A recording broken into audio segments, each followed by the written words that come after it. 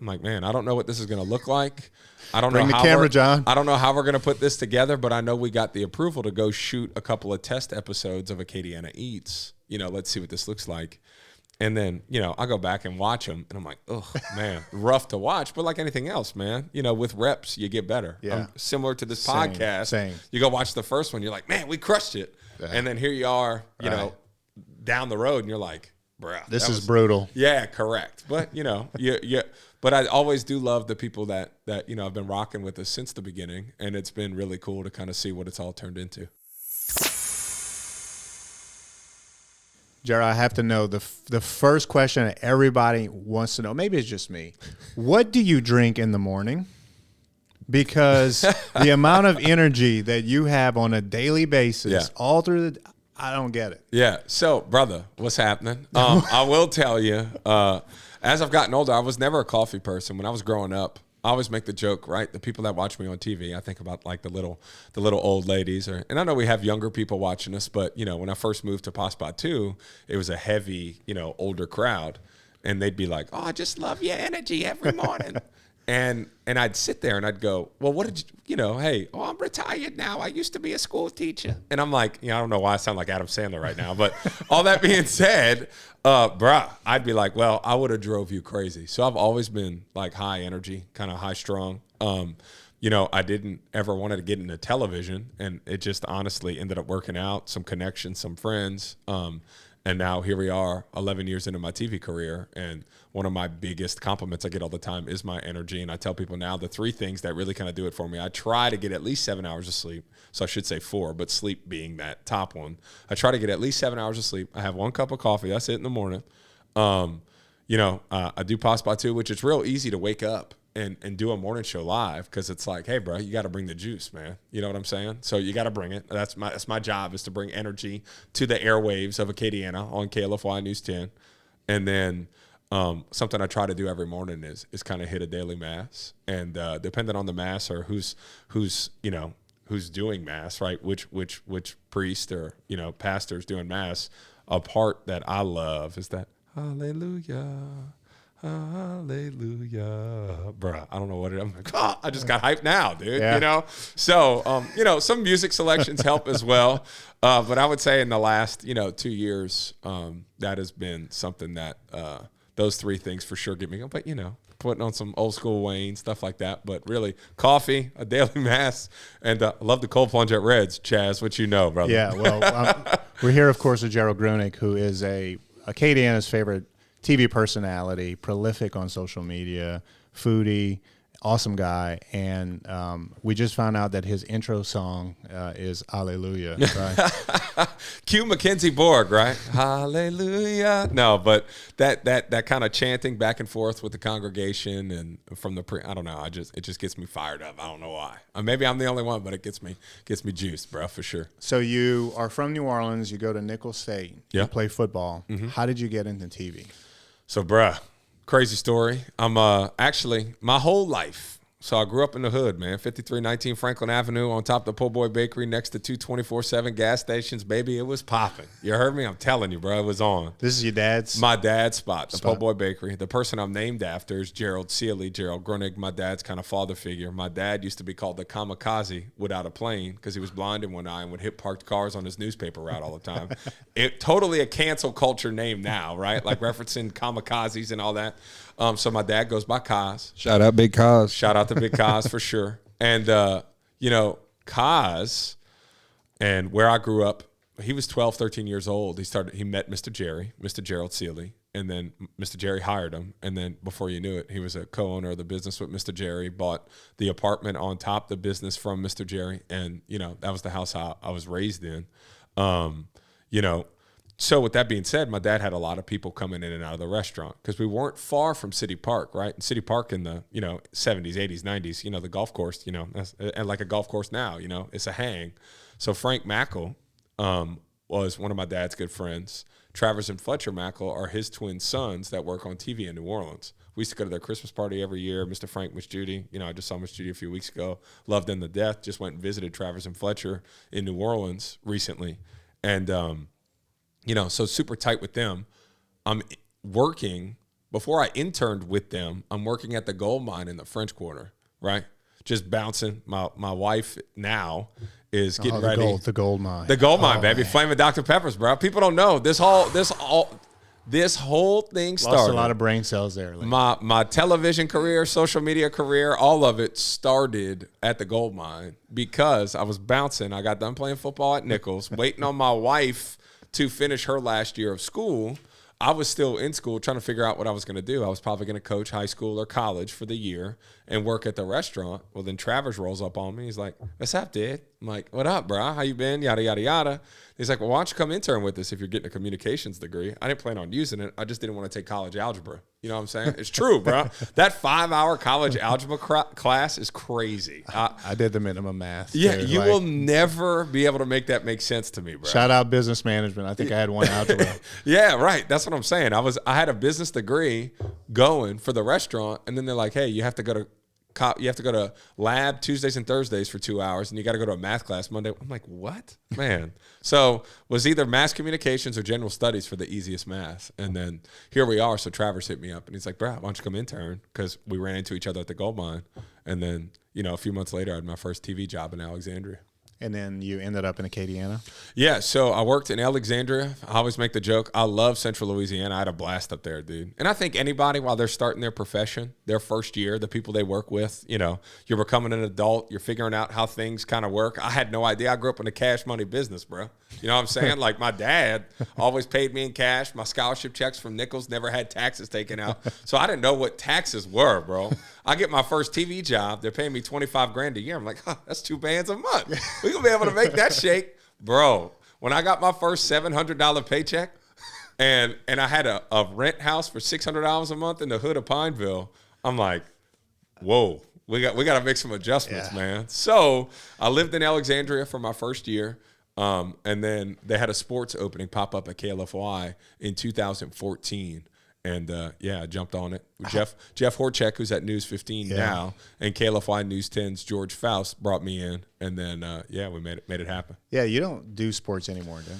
So a couple of years ago, I was still doing the Friday night 1st and 10 show, the Friday night football show we've done at KLFY. Okay, I remember you now from the sports show. Yeah. You were clean shaven. Oh, you had your bright red hair. Correct. You look completely different now. A little different now. Yeah. But that kind of comes with time, right? I think as things have changed within television and in general, but also too, it's like, I think as, things have continued to succeed on television and on social for me, it's like, but even now, just like things are constantly changing, bro. Look at Michael Strahan. He started in sports. Yeah, that's what I'm saying. Now he's on everything, dude. He's on Fox. He's on ABC. Yeah. He's on. It's crazy. It was a foot in the door, right? Yeah, it was your knowledge base at the time. It's what you felt most comfortable with, and then it was a foot in the door, and it led to other things. Yeah, and then so I did sports for 2 years, but within my first 2 years at KLFY, I started Acadiana Eats, which then pivoted into... You started Acadiana Eats. Yeah. So I went to my bosses, Kenny Lawrence and Kyle Brinkman at the time. I said, "Hey, I want to do a food segment." They're like, "Eh."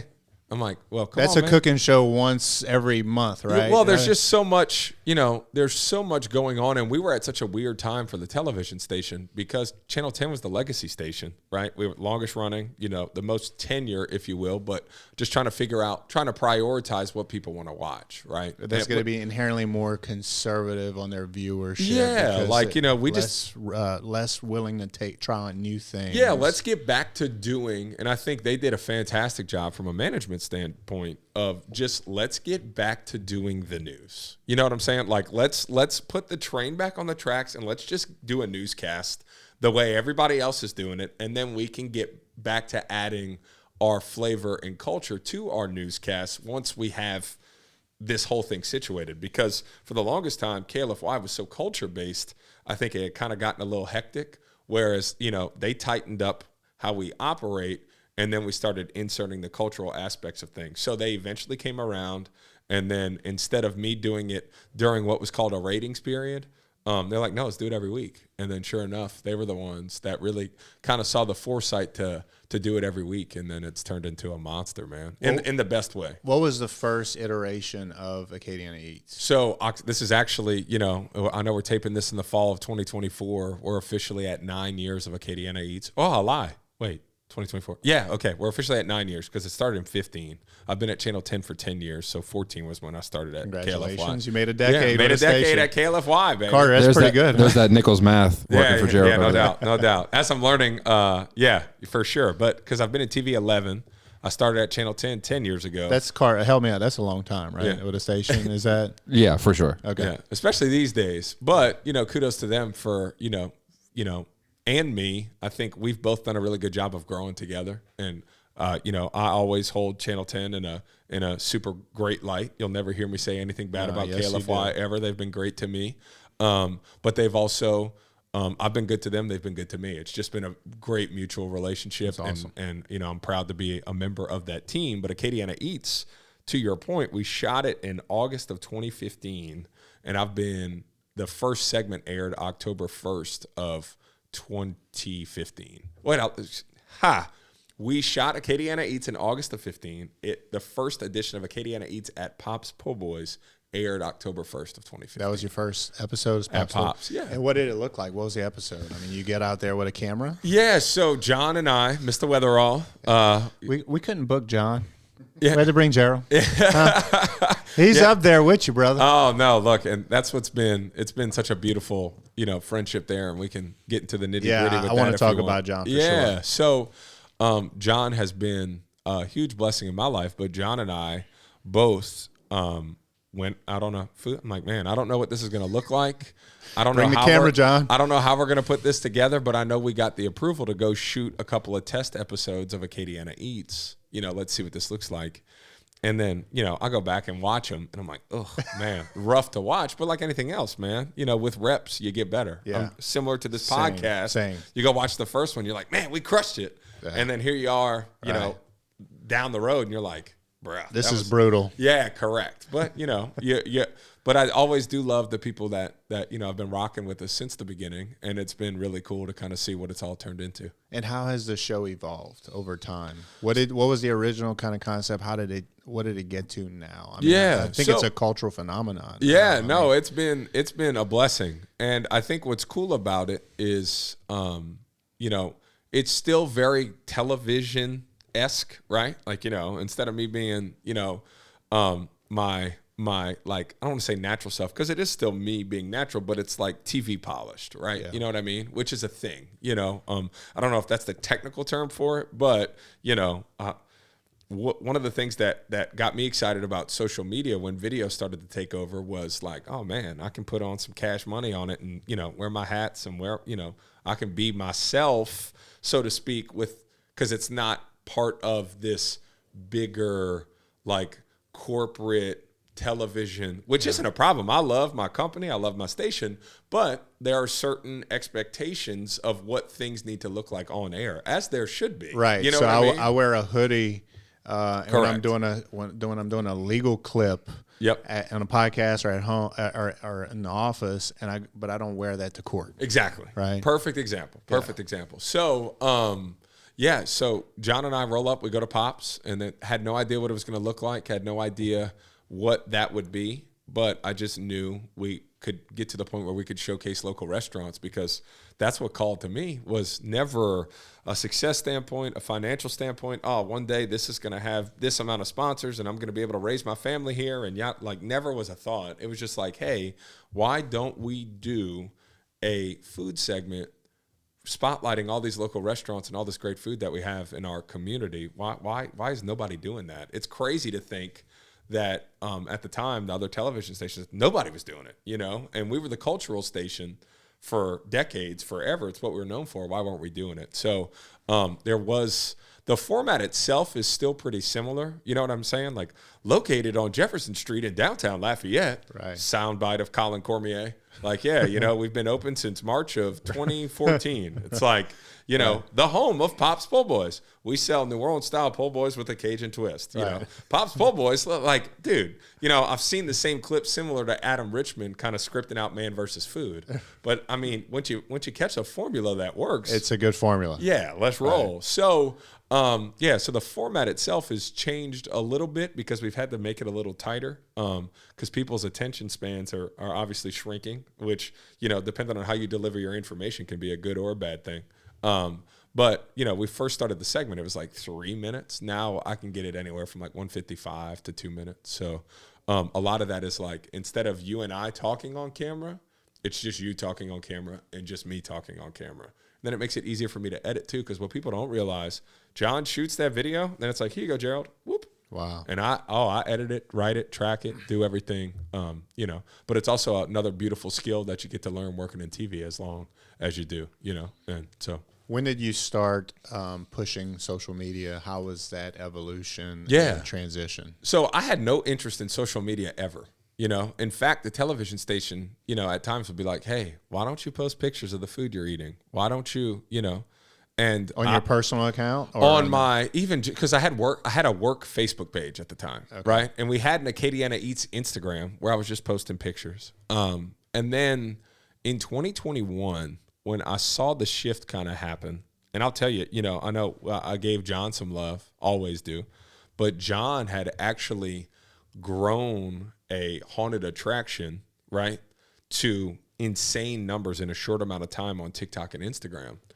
And I'm going like, man, dude, if what you're doing just because you like to do it is doing that, I just feel like this is a space we need to be in. Was this before he went viral on Correct. Mardi Gras? So John was not growing his own pages. He would post stuff on his Facebook from time to time. He had an Instagram.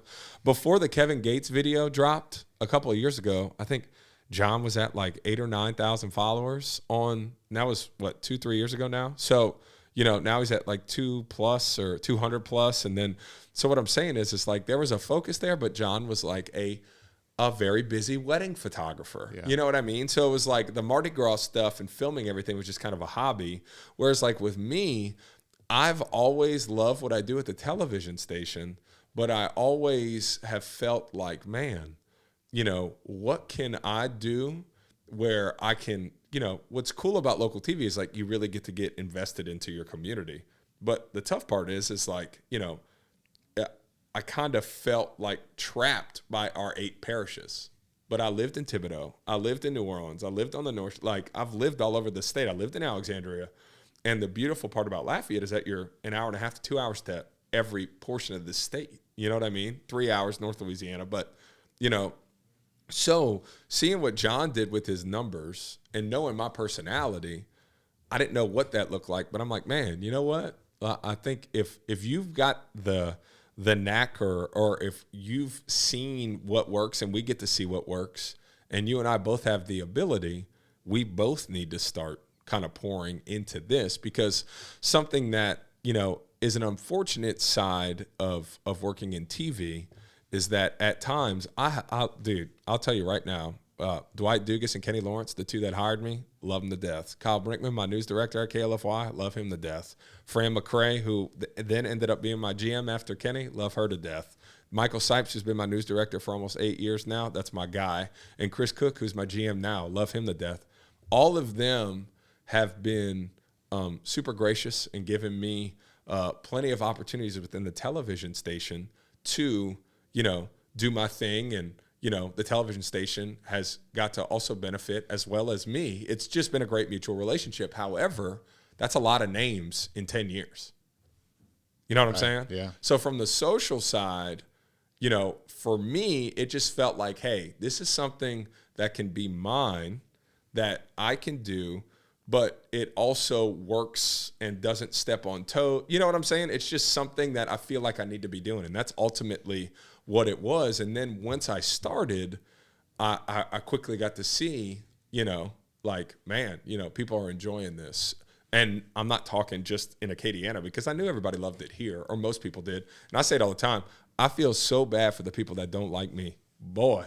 Because I'm like, at times, I'm like, whether it's TV, the radio, my phone, I'm like, bro, that's a whole lot of Gerald, man. So, but that also motivates me a little bit too, because it's like, yeah, you don't like me? Here I am. You know what I'm saying? So I know what appeals here. Mm-hmm. What do you think someone in Des Moines, Iowa, or Fairbanks, Alaska, what do you think attracts them to your videos? Yeah. So,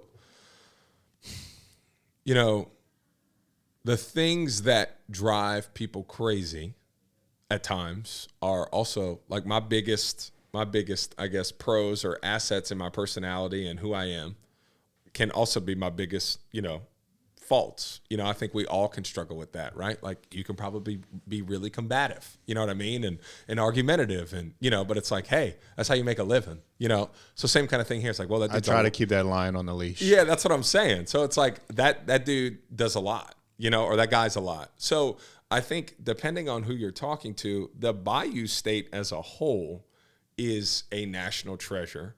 And people have always had a natural, like, what is going on over there? Yeah. You know what I mean? You've seen it with the Saints Super Bowl run. Correct. You've seen it with LSU when Correct. LSU's doing well. Correct. You see it with some of the local athletes. Yeah.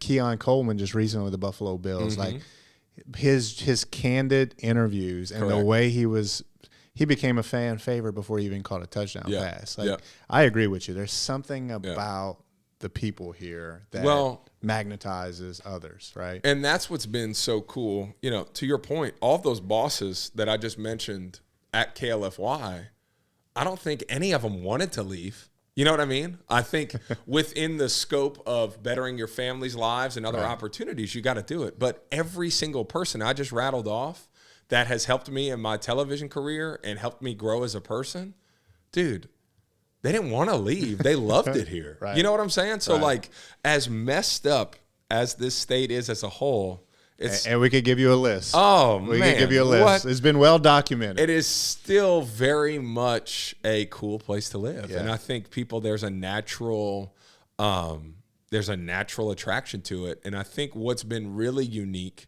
in the success that we've had on social has been, and the success that I've had on television is, and I don't say this to sound arrogant, but if you think you can find somebody that grew up like me, it's going to be tough. Because I grew up in the hood of New Orleans I grew up where I grew up in New Orleans, on top of my family's po' boy restaurant, across the street from a 24/7 gas station, catching a bus down into the Lafitte housing projects, and then playing baseball at Lakeview Playground with Billy and Tommy and going to mass at St. Dominic. You know what I'm saying? And hanging out at the restaurant with the guys in the back and waking up in the mornings to the homeless dudes that clean my dad's restaurant for a case of Red Dogs. You know what I'm saying? Right. Like, what's up, Anthony? How you doing, Stutter? For real. Like, man, we'd have dudes off the street in my living room, bro. Like, hey, where's your dad at? I'm like, man, what you doing? Like, next thing you know, he's rapping My Adidas by Run DMC. And I'm like, 12. And I'm like, what's up? Like, who is Stutter? I'm like, oh, that's the neighborhood alcoholic. You know what I mean? Like, he sleeps in the old post truck. And then Katrina hits, I end up on the North Shore. And then I'm running through the New Orleans East playing AAU basketball. Katrina hits, I'm ending up on the North Shore in the suburbs. I'm like, whoa, what is this? I feel like I'm living I'm rolling up to football games and I'm getting handed like a pizza with my number on it, bro. And then Katrina hits, I'm in Bayou country. I mean, and then I get done with football on the North Shore, and then I'm in Thibodeau. And then I'm playing football at Nichols. Like, what? I'm like, dude, you like Thibodeau? I'm like, yeah, I like everywhere I'm at. You know what I'm saying? Right. And then, so I spend time. Next thing you know, I'm bow fishing in Cutoff, Golden Meadow, Grand Isle. And then that happens. And then I get my first TV job from working in the French Quarter from a contact. And then I'm in Alexandria, Louisiana. People are like, dude, what you doing up there? I'm like, bro, I'm having a blast. You're like the culmination of the entire state of Louisiana. Correct. So how that has all worked, and one of the things that I'm so proud of is like I can be in the most rural portions of our state, or I can be in the nitty gritty, like rough parts of our state, and everybody's different type of love and admiration, but there still is a general like, what's up, G? You know what I'm saying? Like, that's my guy. And I feel eternally grateful and blessed to grow up how I grew up, because the impact I'm able to make and the relationships I've been able to form with all walks of life has been unbelievable. That's cool. Look, I told you, I had a client that came up to me one time and said, there's two boys that are invited to the cookout, you and Gerald Gruenig. And I took that as a super compliment. Yeah, for sure. And I think it's a level of realness and a level of being able to relate to different types of people. Yeah. And that's what I tell people all the time too, is like, in my comments, they'll be like, hey, Gerald's invited to the cookout. I'm like, bro, I grew up at the cookout, man. Yeah. Like, I've been there. Thanks for the invite, but I'm already here, homie. Yeah. You feel me? You know what I'm saying? So, but those things do mean a lot to me. But also what I love is like, hey man, come on a duck hunt. Hey man, come on a deer hunt. Hey, it's just been unbelievable, the way I've been able to relate to so many different walks of life, but also when I get to spend time with those people, the perspective I'm able to share with them, you know, because the reality of it is, bro, depending on who I'm with, you know, you hear some things where I got to go, hey, man, don't talk like that around me from all aspects. Yeah. You know what I'm saying? Right. Like, dude, there's times John Weatherall and I are in the car or we're out and about. I'm like, hey, John, get in the car. Let me handle this. You know what I'm saying? Because people, well, bro, think about where we are at. Yeah. We go into like the most rural, the most, you know, densely populated. We're all over the place with all walks of life and all types of perspectives. How I have been able to relate and even connect with people that may be way out of pocket and kind of salvage conversations, moments, instances, has been, you know, something I take a lot of pride in. But also, too, if I can have one person thinking one way and then they get to know me and or we get to talk for a little bit, oh, man, I never thought about it that way. Like, all right, cool, bro. Now you do. Have a good one, baby. We out. You know what I'm saying? That's great. Because we kind of have to, because, man, it can get as crazy as times have been. Yeah. You know, it's not, you know, I've got a 4-year-old and a 2-year-old. Give me a crazier time. Right. Recently, since very polarized man, population. It is a wild, you know, between the cost of stuff. It's crazy. Well, what's crazy, man, is the way I grew up in Cecilia, man, we didn't know anything about politics. I remember one time I was on the playground and there was like a plane that drew in the sky, like Edwards or Duke or I don't know what it was. Right. And I was like, that's the first time I can remember ever thinking about politics because we just didn't talk about it. Yeah, right. My family was not a very political family, and it's like now everything is so polarized. And you know, it's just it makes me sick because the way I grew up in Cecilia, dude, everybody was on the same level. Yeah, right. I don't care, white, black, Asian. I don't. Everybody was on the same level. Republican, Democrat, dude. We're all on the struggle bus here, trying to make it. Right? And we all in Cecilia, Cat. And we're all in Cecilia, Cat. Yeah, right. I give you big props for your trip to Cecilia. You went to Piggly Wiggly. Oh yeah, Green's Piggly Wiggly. Dane is actually my cousin. Okay, right? It's fire. And you got them pink weenie hot dogs with the most fire chili. And I was like, Gerald knows what's up, bro. Oh yeah, no, for sure. Because that's how I grew up. My dad had the steam table underneath the apartment I grew up in. And, you know, there was always pink hot dogs in the water, bro, or in chili, man. Isn't you know that the best? Yeah, and dude, I got to experiment because, you know, in the mornings I'd wake up and roll through the bakery, you know what I'm saying, where I'd go to Jindusa. My dad, when we'd load up to go to school, so, you know, where I grew up on Franklin Avenue in New Orleans in the 8th Ward, Gentilly, whatever you want to call it, we would then I'd go to school at Christian Brothers in City Park. Then I'd have to go to St. Dominic. Then I'd have to go to Hunt. Like, my parents were always moving me around because I was always getting into something. But the neighborhood I grew up in is like, whew, we don't want Gerald in that situation either because it could get bad quick because I'm going to cut up wherever I'm at that time. I ended up going to Cap, though, on Franklin Avenue because no Catholic high school in New Orleans would take me because my grades were bad. I was, you know, never a bad kid, but always going to contest or push or, you know, like those same ladies that I told you earlier that are like, exactly. Oh, I love your energy. Like, bro, you would have kicked me out your school. You would have kicked me out. You'd have C's and D's in conduct, baby. C's and D's in conduct. And it's not because I'm a bad kid. Correct. I just can't keep my damn mouth shut. So I have to keep Ariel at times because my wife's a teacher. You know, at times I kind of have to like, hey, remember, that was me. Yeah. You know what I'm saying? It's so easy to be hard on those kids. You know what I'm saying? And don't pound them down too much because they might be the next Gerald Gruenig or Chaz Roberts. Oh man, compared to just a line worker. All of the valedictorians or people that I know that graduated at the top of classes when I was growing up are working at. A lot of them are working at restaurants in New Orleans. They're hitting me up. Hey man, do you think you could come to this place I work at? That's crazy. Wild to think about. Great dudes, great people, but just like to think, man. It's kind of like, well, pretty humbling for me because it's like, man, I remember specifically you're putting them on now. Looking up to you as like, man, this dude's a great athlete, good student. Got it all figured out. And then it's like, man, Gerald, that's my boy. Gerald's my boy. You know, instead of the other way around, because that was the role. I was going to be at the po' boy shop, you know, slugged up, tatted up with slits in my eyebrows, bro. That's what was happening. It could have happened, though. Oh, no doubt. It still can. Still can, baby. Don't count it out, bro.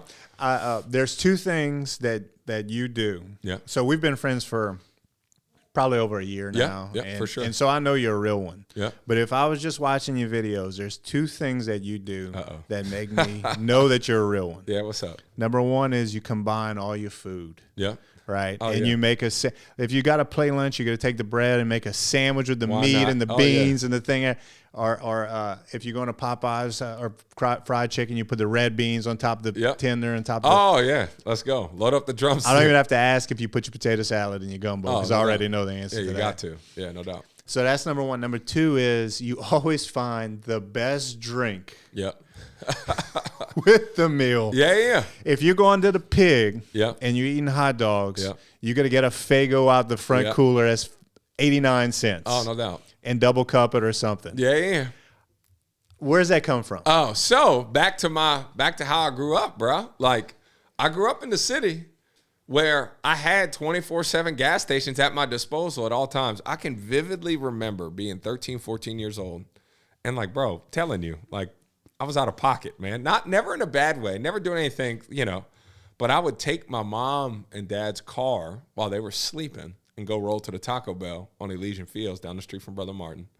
And my brother would be like, I can't believe you're about to do that. I'm like, you want some Taco Bell? Yeah, I do. Like, and we go roll to Taco Bell. I drive.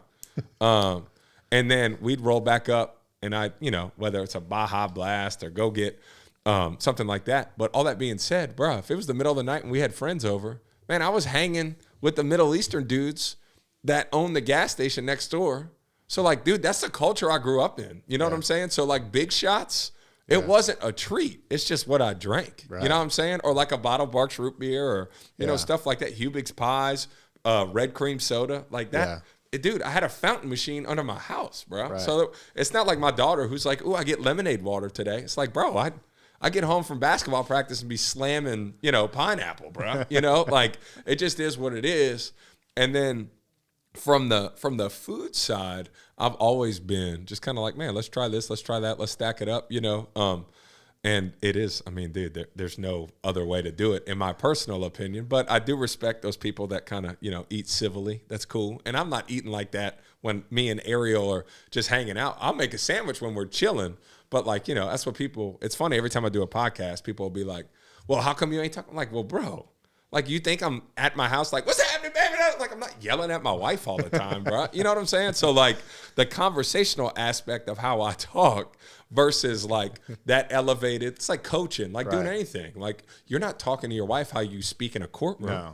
You know what I'm saying? In fact, when you talk normal, it's pretty boring and like it's like when I'm animated on camera, when I think I'm doing this, but I'm just really kind of doing this. Yeah, right. Like if you talk in your normal tone, you will have zero attention. Yeah. 2 seconds of attention. People are like, this guy's monotone, boring. Why is he? Yeah. Oh, yeah, no doubt. So you have to elevate it to a certain extent. There's like, I've learned there's like an anchor voice, right? Like in TV, like, like you talk to me and it's like, hi, I'm Gerald Gruenig, but I'm on TV. Hello, Acadiana, I'm Gerald Gruenig. Thanks so much. Like there is a certain like performance aspect of what I do for a living. So anyway, all that being said, that, that's kind of how that all came about. Yeah, that was an observation I made, and it just rings true in so many things, man. I catch myself doing the same thing, and I'm just like, damn, dude, that was country as hell.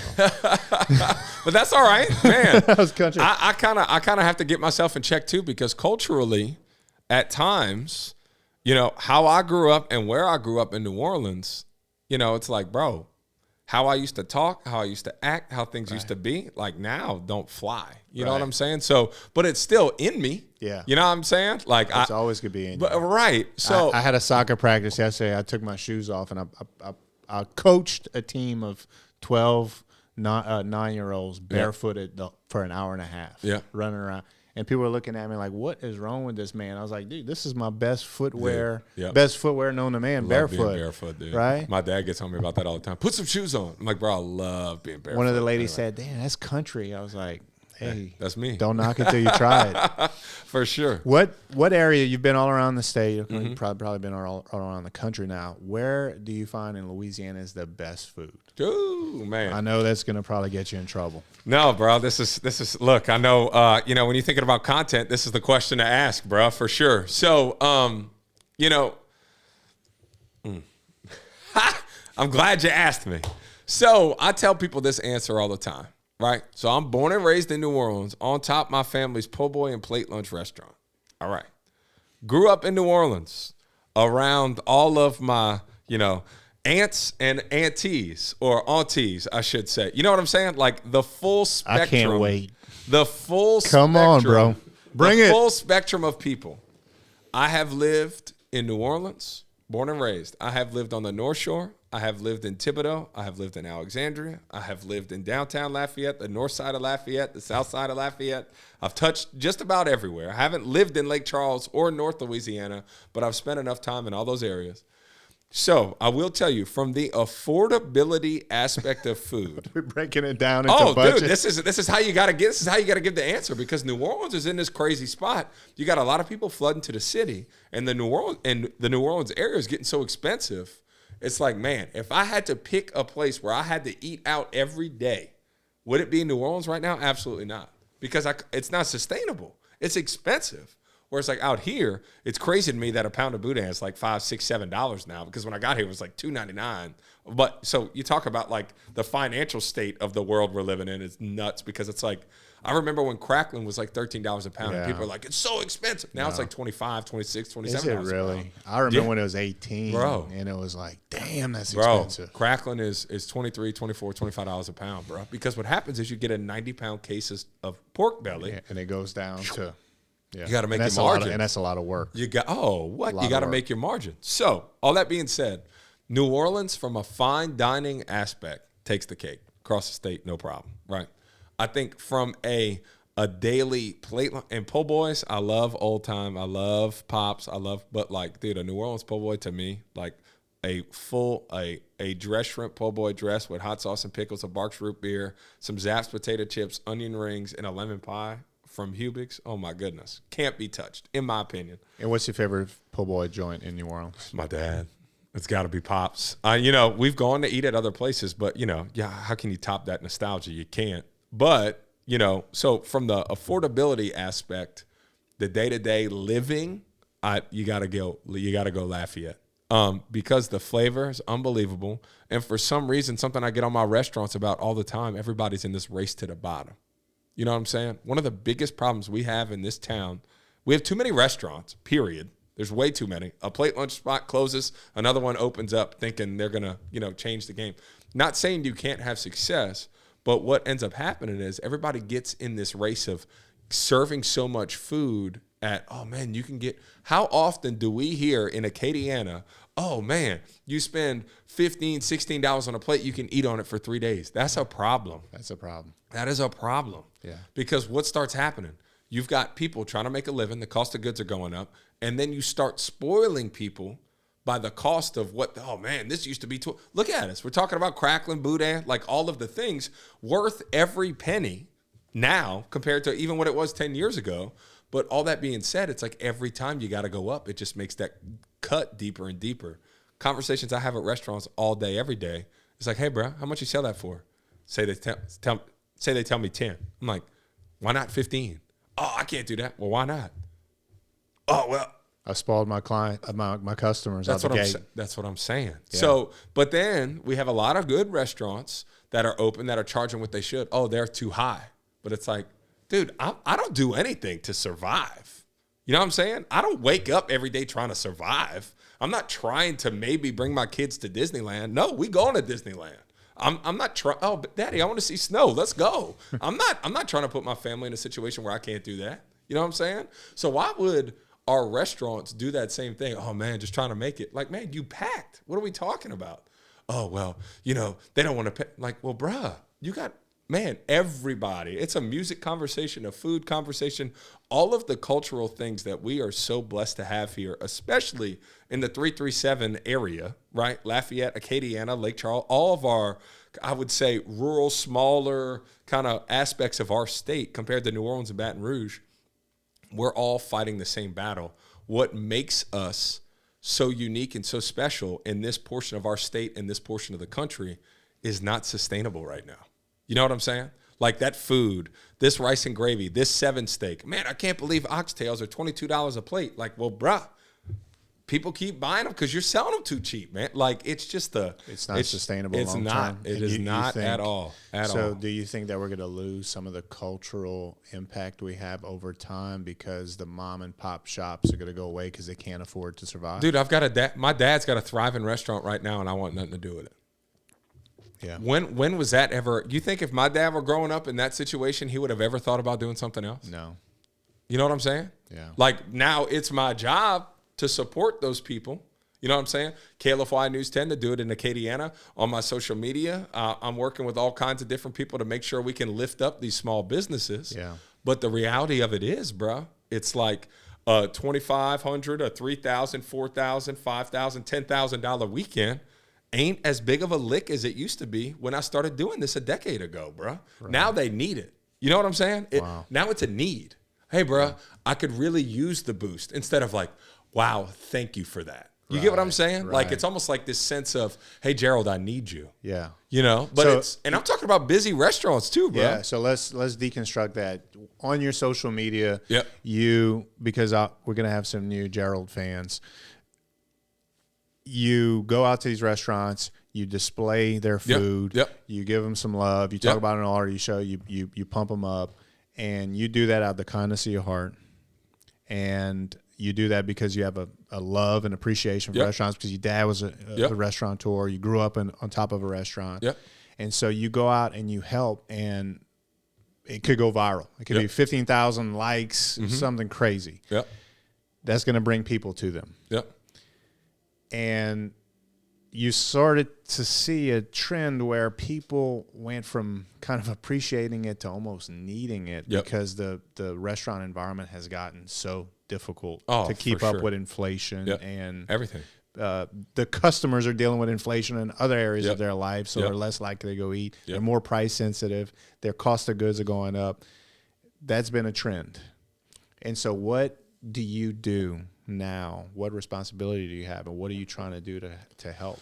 Well, so that's what's been other than giving them some real talk. Right so like, you know, I will tell you. By the way, you don't have to convince me not to have a restaurant. I talk about this all the time. And I respect the heck out of restaurateurs. Oh man, because it's brutal. You and I talked about that. Like the amount of capital and labor and cost of goods. It's insane. It's a lifestyle, bro. It's a lifestyle. I didn't mean to cut you off. No. You're good. So, you know, from the social aspect, right? On KLFY News 10, our Acadiana Eats segment was started 100% to support local restaurants and showcase local restaurants on TV. There was never, hey, I want to eat free food. Hey, this, that, and the other. I grew up like that. I've never been... Like, you know, the worst thing. You want to eat free food? The worst thing you can tell me as a person, bro. Seriously. People do it of working for the local news all the time. Dude, the worst thing you can do to me right now is like, hey, Gerald, you know, we'll feed you. Like, bro, that does not get me excited. It doesn't. Because bro, you talking about somebody that eats or goes out to eat or can go out to eat for free wherever he wants, whenever he wants, all day. Y'all are killing me. But bro, the reality of it is like that doesn't get me excited. Me helping you as a person or you telling me what's really going on with you is what helps get me motivated. Not like, hey, cheeseburgers on me. The worst, bro. The worst situations that can happen. And this, hopefully the people that do get to see this or hear this are restaurateurs that I've worked with in the past. What feels like the biggest slap in the face to me, because when I come see you, no questions asked, bro. You know what I'm saying? I'm going to try and do everything I can to lift you up. Of course. I go back to that place to support, right? Dude, this makes my blood boil. I'm telling you, bro. I know what you're going to say. Dude, they'll say, hey, man. I'm like, yo, I want this, this, and this, right? And then instead of just checking me out and let me pay for my meal, they'll be like, hey, I didn't charge you for the chicken tenders. I'm a huge believer in like, bruh, don't take food from those that are going to brag about feeding you. You get what I'm saying? Yes. Like, I never want to take a meal from somebody that's going to be like, oh, yeah, see what Gerald's wearing? I gave him that. You see what Gerald's eating? I gave him. Never take food from someone that's going to brag about feeding you. It's something that I hold near and dear to my heart. Damn. You know what I'm saying? Because I told you earlier, I never want to be in a position where somebody feels like they gave me something, ever. Yeah. Everything I do, I went and got, we either relationship wise, it's been a natural thing, or it's something that we've built. It's all come natural. I never want to feel like I owe anyone any, so I don't want a handout. So when you tell me after I packed out your restaurant with a television segment or a social media segment, oh, hey, and by the way, I didn't charge you for that link of boudin. But then, like, bro, either do it and don't say anything. Right. And, oh, cool, that was nice of you. Or, I get on my dad all the time. We went out to eat. Guy brings out a bottle of champagne for us to have at the table. My dad ruined it. You want to know why? Because he's like, hey, Gerald, you see that, huh? Give me a bottle of champagne. I said, Dad, you just killed it. You were the man until you said that. You know what I'm saying? And then, my mom's like, Gerald, you're so rude. I'm like, no, I'm not. Like, act like you've been there, bro. You know what I'm saying? Like, the big time is where you're at. So when people told me that I wouldn't be able to build a life for myself in Lafayette, Louisiana, doing what I do, I never thought about it. I've realized how much I've heard that before, and now it's been really fun to be like, oh, yeah. Yeah. Come on, bro. Go ahead and tell me. But from the restaurant aspect of what I need to do or what we have been doing, Acadiana Eats on KLFY News 10 is still, it's the most popular restaurant segment in the state when it comes to local television. Not even close. Man, we put a restaurant on Acadiana Eats, and if we don't have a thunderstorm or if it's not a food truck and it's so hot outside, it's gonna be packed. Really? It's gonna look like Chick-fil-A, bro. I say that all the time. But from the social aspect, you gave me goosebumps, man. Yeah, dude. I'm glad. But from the social aspect, what has been so awesome is working with tourism offices, right? Traveling around the state, kind of bouncing off ideas, really working with them to kind of hit some spots that need love, but also be in touch with good people. Because another thing is, like, every restaurant owner you go to, that don't mean that's a good person. You know what I'm saying? Like, I have a gift. I spend time with people, they go, hey, that's my boy, But it's like, you ain't meeting my wife. You ain't meeting my kid. You ain't coming to my house. Now, I can say what's up and we can rock, we can chill, we can rock and roll, we can talk or whatever. But, like, there are certain cats, you meet them and it's like, And then you start to see it all play out and all the dots start to connect, right? So from the restaurant aspect of what I do, so much of it, it's almost like I come in either, from the social side, if a video does well or if a video doesn't do well. One of the things that I've loved so much about the social media aspect of what I do is you have people that are so excited and just fired up that we're there. And then for us to put them on my platforms and then for them to, man, I had 1 million people look at my shrimp po' boy or my soft shell crab po' boy or this gumbo or this plate lunch or this pizza, this hamburger. That excitement that resonates within the community, within their family, within their household, it rejuvenates their love for what they do. You know what I'm saying? With the staff, I told you I hired, we're talking about this, and I hired Kevin. Mm-hmm. And Kevin is a new attorney. He's been practicing for 10 years. He's a good friend. I was fortunate and blessed to hire him. I told him on a run, we run together too. I got him running. And it hit me, man. I was having runner's high. I said, Kevin, if all you do was energize me and re-energize me and get me out of just the status quo, I don't care if you do a damn thing here. It was worth the money. Oh, no doubt. And so when you talk about re-energizing a staff, an owner, a manager, a wife, a family, a community, that's worth more than the people walking through the door. Correct. Long term. Correct. Long term. Correct. Long Correct. term. Correct. Because like you said, they're going to come in and come go, right? You still got to have the product. Correct. They could come, Gerald. You could be you could go viral. 5 million people. Yep. If the food quality doesn't last past a week, they're going to be right back in the same spot. Well, and that's what's been so fun about the social aspect of the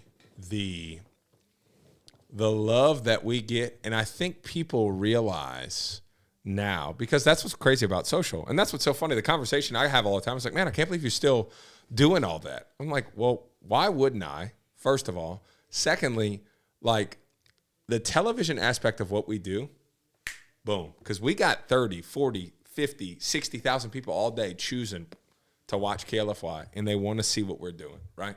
Social, you don't control what's real.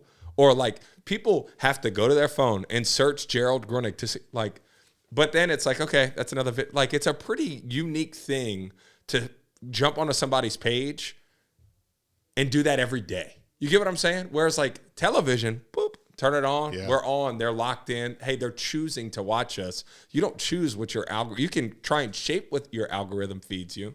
So for me to post a video that, my crawfish ball stuff that I do blows up, right? An order video, like I have one pinned on my TikTok right now, like almost 6.5 million views. People love seeing ball crawfish. Yeah, they do. Yeah. But also that his brand and my brand, like the crawfish boss, the daiquiri, all of the things that kind of go with it. It's just been a really great fit. But that all being said, one thing that I've totally learned is like, these people, for one, excited that John and I are here because, we roll up, dude. We got almost, now it's more than 3 million followers between the both of us, right? So that's exciting, right? But then, Gerald's not just posting one video. He's going to post a week's worth at our restaurant.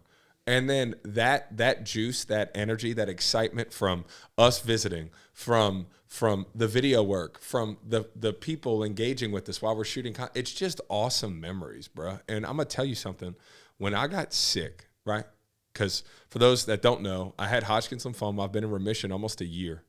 When I got sick, one of the things that stood out to me was the aspect of, man, your health, Gerald. What does that look like?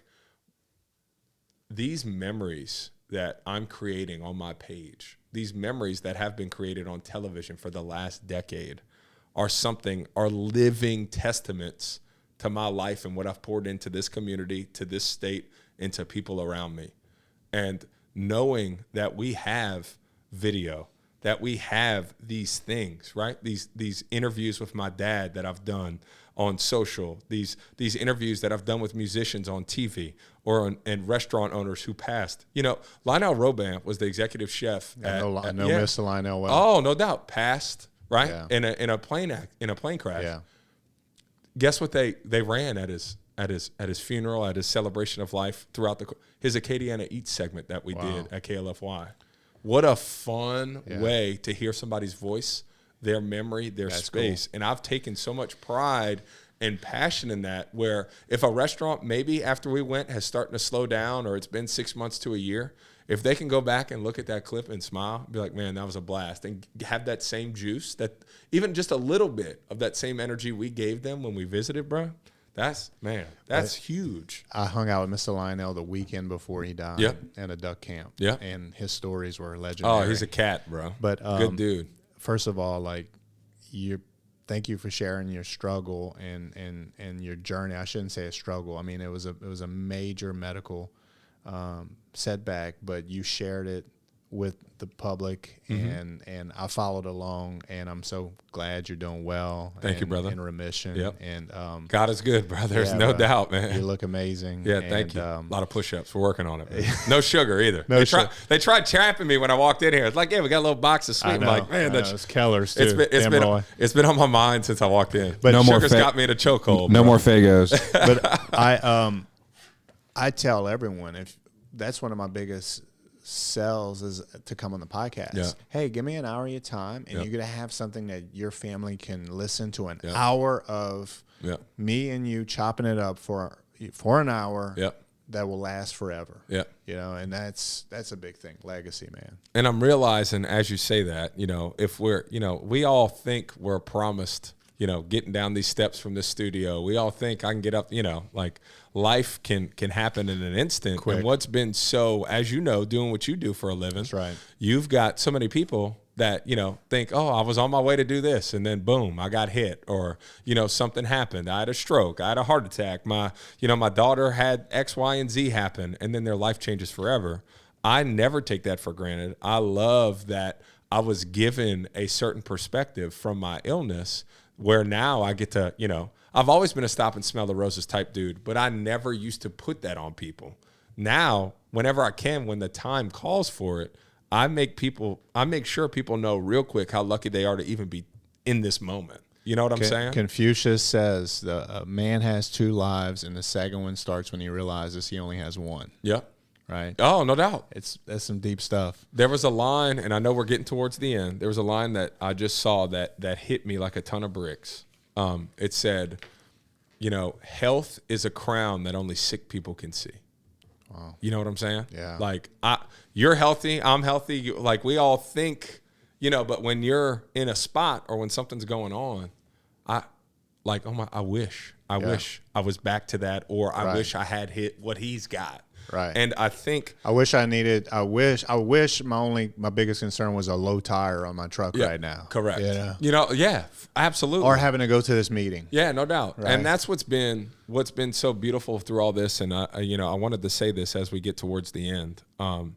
What this community means to me, what this state means to me, what my friends mean to me. I know we didn't really get into the nitty gritty with Mr. Weatherall, but I would love to come back and do something with John one day because John will talk. But, is he going to fill an hour? It may be a little tough because Mr. Weatherall's not a big talker.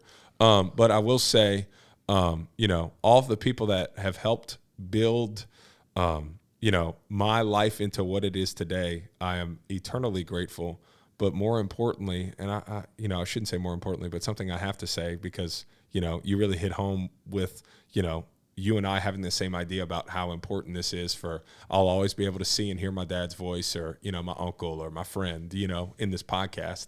My wife, Ariel, and I have been together since 2007. We've never broken up. She tried breaking up with me once in high school. Didn't work out. Didn't let it happen. And we've been together all gas, no breaks for 17 years. We've got a 4-year-old daughter named Adeline, a 2-year-old daughter named Charlotte. And it's funny how people will talk to me like, hey, man, be sure you're taking care of your wife. Be sure you're spending time with your kid. Like, brother, it ain't even close where my priorities are.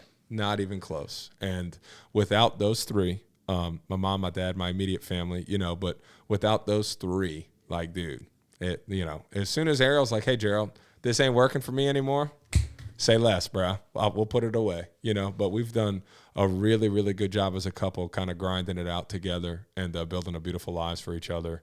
And it's been a huge blessing, and I love those three to death. That's amazing. I think when I look at you, I see congruence. I talk about congruence, intentional congruence. It's where everything feeds into everything. And so I find little things that I can do that feed my health bucket, my wealth bucket, and my family bucket. Yeah, you're right. Because we all have to manage. And so I see you, and I see you're so outpouring into your community because you're trying to make the community better for your family, right? Yeah, no doubt. That's the priority, bro. And so that you're hitting all those buckets at one, and maybe a little trip to Reds every once in a while, right? Dude, that's what I tell my wife, bro. If we're looking at houses, man, if I can't see Reds from the roof or with the drone, I don't want it, man. It's facts. Facts. Stamp it, bro. All right, I got one more question. Yep. And this is going to be... As the production team, it's like, dude, get this dude to stop talking. I know. Well, and look, I like how I appreciate somebody in media. You're like, okay, as we wrap this thing up. Yeah, for sure. I'm thinking, bro, we'll go all day on this thing. We can edit what we don't like. We're just going to keep rolling. All right, top 3 foods in Acadiana. Or foods or restaurants. I'll let you. Oof, man. Jeez. You got to do that to me. And look, that doesn't put down, anybody else, right? Yeah. So I'll tell you some of my go-tos in regards to, how this all works. And I know it's funny. Somebody's going to get mad at me. My 2 favorite cheeseburgers to eat in town right now, without a doubt, are 5 Mile Eatery, right, in the oil center. Because you just put me on this place this morning. Dude, it's kind of like my home away from home right now because, my current life situation pretty much has me working out of my truck all day, and I go set up shop there. 5 Mile Eatery, their cheeseburger with the fancy M cheese. I don't even know how to say it. It's fire. So good. But then another one that I really love, my second favorite cheeseburger, because I know this is a burger conversation, bro. Let's just be honest, right? Because people around here specifically, burgers, boudin, and maybe a plate lunch. So I'm going to stick in that realm, okay? So my 2 favorite burgers, 5 Mile Eatery and the Neon Pig at the Crawfish Boss. Like, dude, the all-American cheeseburger from the Neon Pig. Dude, I'll show you a picture. I don't take pictures of my food. If John ain't around, I ain't working. You know what I'm saying?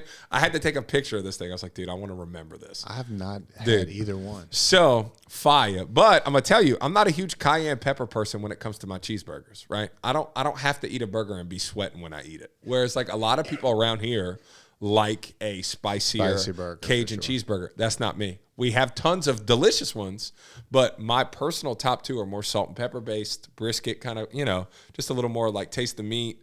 Let the toppings, mayo, lettuce, tomato, pickles, maybe like a fancier ketchup. Let that all do the talking, right? Okay.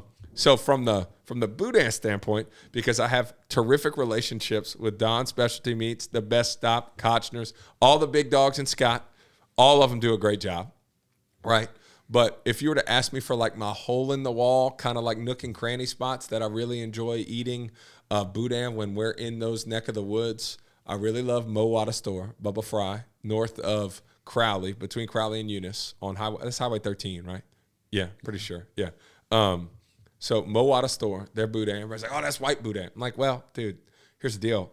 There are a lot of people, and depending on who you're talking to, it's pretty tough to churn out mass amounts of boudin and to be able to sit there and brown everything like it's a jambalaya, bro. It's just not possible when you're making that much. Right. Seriously, like if you're making it at the crib and, this is a special batch that we're going to eat on for, the next 6 months, I get it. But like when you're trying to get product out, like, it's boiled, seasoned pork butt, like, so I love Mo Wada Store.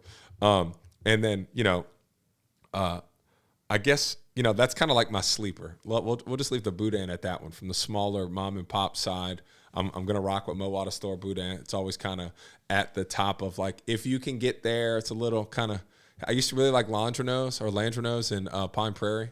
They used to do a pepper jack smoked sausage boudin, pepper jack smoked boudin. But, up there, it almost was like, sauce. It was almost like pork with a little bit of rice compared to, everybody's got different ways of kind of rolling stuff out. And whoever you're selling boudin around or against, bruh, it's like how does mine compare to theirs? This market is looking for a certain type of thing. So I'll throw that for my two hole in the walls. From the plate lunch aspect, it gets a little tough. I know I see you cracking your fingers. Here we go. Dude, I actually just had a killer plate lunch in Alexandria, which was fire. Really enjoyed it, which was a sleeper. But the lady who owns it Pam is from Opelousas, so it makes sense. But I think, from the I would not have gone Alexandria on the top plate lunch. So good, spot. Dude. It's the best one I've had recently, no doubt. I think from the actual plate lunch aspect, I really enjoy. Man, this is so tough. Oof. So Creole Lunchbox in Bro Bridge does a great job. Jennifer Bonnet does a killer job right there on Reese Street. More Soul Food on Hopkins in New Iberia, fire. Unreal. Mace Rockstar in New Iberia, fire. And then, these are some of the ones that stand out. How about Backbone Stew at Poche's? Dude, I like Poche. So like Poche's, catching them on a Friday, I feel like has been some of my like, ooh, that's good stuff. And look, Poche's has a great plate lunch setup, bro. It's fire. I love Miss Gloria, or excuse me, Miss Glenda in Bro Bridge. Anthony Bourdain made a stop there. Right? Oh yeah, but here's a funny story about that. We're talking about Acadiana Eats, bro. I'm going out there, and she's like, "Oh, she knew who I was, but she didn't know me as a person yet." So I called her, said, "Hey, I want to come do an Acadiana Eats with you." Oh, well, I've been on Bourdain, and she's rolling her eyes and giving me this attitude. I said, "Yeah, that's cool. People all over the world have seen you on Anthony Bourdain, but my girl." They're not driving. They're not within driving distance. Right. I said, watch what happens. And we put her on Acadiana, and she calls me, oh, my God, it's the busiest we've ever. Because it's true. Like I told you earlier, people are choosing to watch KLFY, the legacy television station in Lafayette, Louisiana, bro. Like, they are choosing to watch us, and everybody that can watch us can drive to your restaurant. That's right. You know what I'm saying? That's right. So, pack them out. Everybody loves on Miss Veronica and Karen Crow. She does a great job. I love Soul House Kitchen on Congress and Johnson Street right there in Lafayette. They got one in Karen Crow. Soul House is fire. Man. So, yeah, I think, but then, I'm thinking about from, like, my friend's side. Everybody's like, man, I think about Sean at the Cajun table does a great job. And, Lauren, so the list goes on and on. Cajun table, I live right next to it. Yeah. I don't think I've been. Dude, their crawfish. I heard their crawfish is amazing. Their crawfish is great. Their crawfish nachos are crazy. Yeah. Crazy, bro. So good. What's the perfect, not a restaurant per se, but what is the perfect plate lunch for Gerald Gruenig? Ooh, great question in the sense of, like, if I had to pick. So there used to be a place called Southern Rue. Okay. He was open on Vero, right? Or Verat, depending on who you're talking to, bro. You know, whatever. That's a whole nother conversation. I'm in the middle of the August 16 floods. I ain't got an umbrella or a raincoat, but they're calling in and complaining that I'm saying Vero and not Verat. Like, come on, bro. Leave me alone. I'm from New Orleans. Some people want to be like, hey, come on, say I'm like, dude. You know, I say a long manger. What you say about me? I say a long manger in the television segment, right? In Acadiana Eats. But that was something they made me do. Because I'm glad I do it, and I'm glad it checks a box knowing the French history that comes along with KLFY and Passe-Partout and Meet Your Neighbor and the French Rosary and all of the historical aspects of KLFY. But I have to I have to humble myself and just tell people like, hey, bro, I'm from New Orleans. I don't speak French. They made me say a long manger Acadiana. I'm so glad they did, because it does get people excited about, oh, it's good to hear French on TV. Yeah. But I let them down, and they're like, comment ça va? I'm like, like, bro, that ain't like, what's happening, baby? I know what you're saying, but I'm not going to pretend and sit here like I don't. But my ideal plate lunch, to bring it all back, to me, Southern Rue used to do a, God, I don't know if it was beef tips or what kind of, but he closed. He does some catering and stuff now, but he used to win all kinds of rice and gravy cook-up fire. But I guess to me, like, I really do have a hard time. Like, a good shrimp stew or a good seafood plate lunch is always really good to me. But the reality of it is like, you know, I eat like that for TV. I eat like that on my social media pages. But, like, I'm not rolling up and ordering a plate lunch. You know, you had mentioned easy on the pineapple or the Fagos or the big shots. You know, something people don't realize is that balance I have in my life. Chaz, you and I have formed a friendship from seeing each other at Red Laurel's. Point blank period, right? You know what I'm saying? Like, and people don't understand, I take the approach every day that I have to earn everything that I put into my body. Now, I'm not being super picky about what I put in. I have become pickier since I have been in remission from a terminal illness that I was going to ask you that. I'm always look damn good for eating the way you do, bro. So, if I look at a plate lunch, I'm going to put on 3 pounds. Well, so that's the thing. Is like, bro, I eat like that for work once a week, and I eat like that for social media once a month or once every 6 weeks. Because what we'll do, Acadiana Eats will shoot on a Thursday, right? And then it'll air the following Thursday. Tuesday mornings when we're in studio at KLFY, bro, I'm not eating that. I'm interviewing these people. We're hanging out. And then the staff gets to eat it while it's hot, fresh, because they don't get to do what I do. I'm waiting for Keith Lee to be like 350 pounds because he's going hard every day. But if you notice, he'll drop a review at a restaurant, right? And look, dude, jeans are also a thing. My dad always make the joke, and he'll get mad at me. And hopefully, Pops, you hear this clip. My dad at one point was 400 pounds, and he was 200 right here, bro. All on his chest, dude. So I fight a body type, bro. Straight up. But I will tell you. Mine's right here. My dad is a salty dog now. Like, he's working behind the register at that restaurant with one leg. He's blind in one eye. Like, but you better believe he's back there every day. And I firmly believe, on top of God's grace, one of the reasons why the cancer that I had in my neck, which started in a lymph node right under my jawline, that I found, I just saw a video a couple of days ago, August of 22. I had a lymph node sticking out in my neck. I didn't go to the doctor till June of 23, right? Wow. So almost a year. And it's probably, if I were to go back to the year before, I'd probably see the signs of like a hardened lymph node in my neck, right? The cancer in that time only stayed in the left side of my neck. Didn't spread, didn't end up anywhere else but right here. So it spread, but through the lymphatic system on the left side of my neck. I firmly believe, because of my dad's genes that I have. My brothers don't. They'll make fun of me all the time. Like, oh, Gerald wishes he had our legs. Because my mom's got some calves. My brothers have calves, but they all carry their weight in different places. I spread out my weight proportionately with my dad, but I got to work hard to make sure I don't get it right here, homie. You know what I'm saying? Like, dude, it's true. It's a fact. So I'm fighting a body type now. So everything I eat, I have to earn. And I truly take that approach, and it's something I harp on people about now. Because when these guys, I'm in the sauna after playing basketball or working out, and they want to talk to me before I go get in the cold plunge or whatever it is, they're like, man, how do you do all that? I said, brother, dude, I do that once a week. Right. Or once a month, or once every 6 weeks. So, because when we go on these trips out of town, what we'll do is we were just in New Orleans for 36 hours, right? So we're there, we get in, we start shooting, we sleep, honestly, we work out before we go to sleep. And I got John on. John's down almost 20 pounds. We work out before we sleep. Because I ain't going to sleep that full. Ain't happening. I got to do something. I gotta pour something out before I take more in.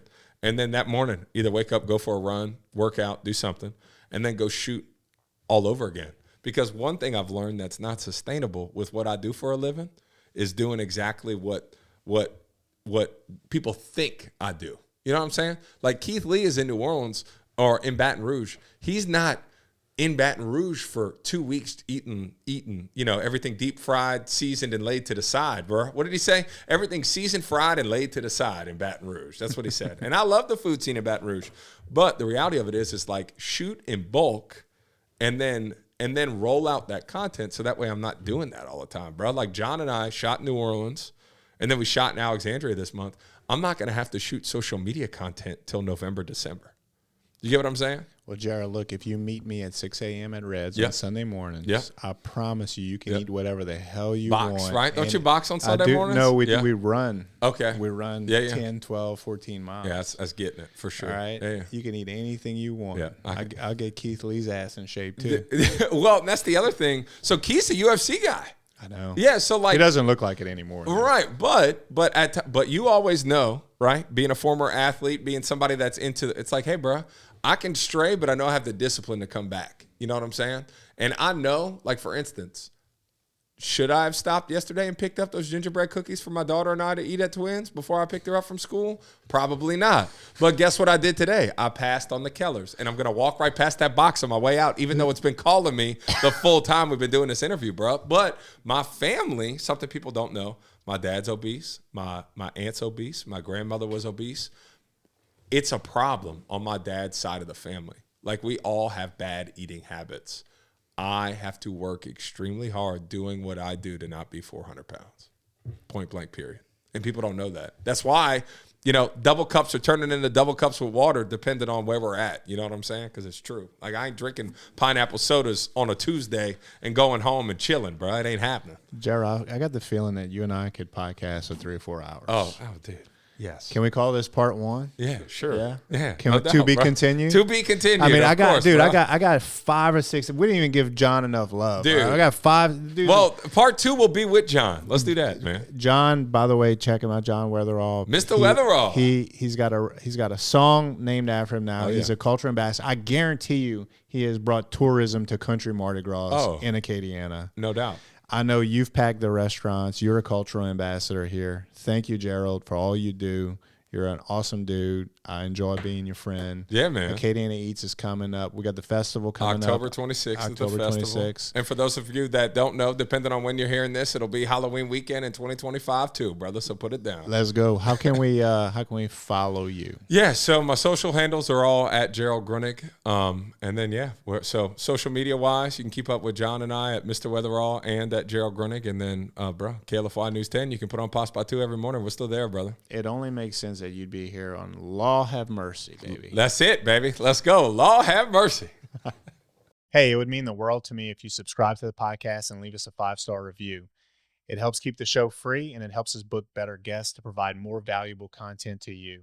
None of the opinions expressed by my guests are that of my own, and nothing we talked about creates an attorney-client relationship or could be construed as legal advice. Hope you enjoy the show.